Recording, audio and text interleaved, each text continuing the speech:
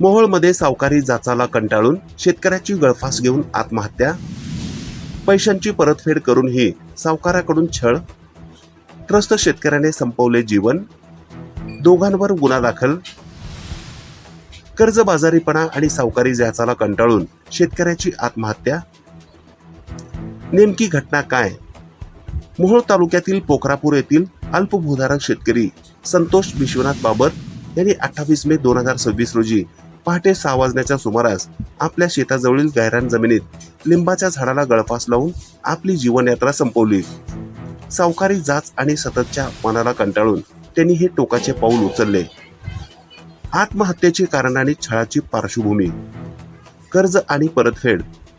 संतोष बाबर यांनी गावातीलच भाऊसाहेब उत्तम भोसले यांच्याकडून 1,20,000 रुपये व्याजाने घेतले होते. या रकमेपोटी त्यांनी तब्बल 50,000 रुपये आणि व्याजापोटी 15,000 रुपये परत केले होते. मानसिक व शारीरिक छळ. मोठी रक्कम परत करूनही सावकार भाऊसाहेब भोसले आणि त्यांचा साथीदार शशिकांत गोरख वाघमोडे हे संतोष यांना वारंवार त्रास देत होते.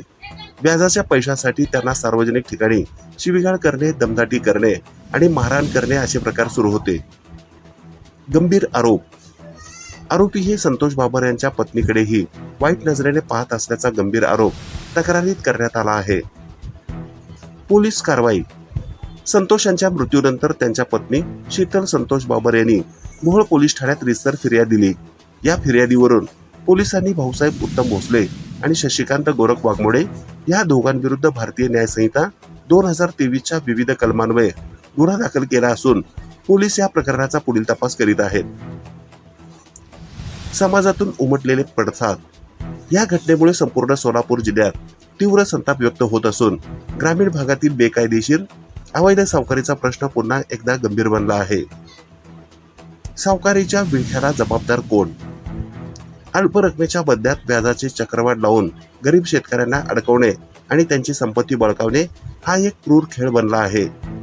कायद्याचा कोणताही धाक न उरलेल्या अशा सावकारांच्या मुसक्या जर प्रशासनाने वेळीच आवळल्या नाहीत तर अजून किती शेतकऱ्यांना जीव गमवावा लागेल असा संतप्त सवाल या बातमीच्या माध्यमातून उपस्थित केला जात आहे.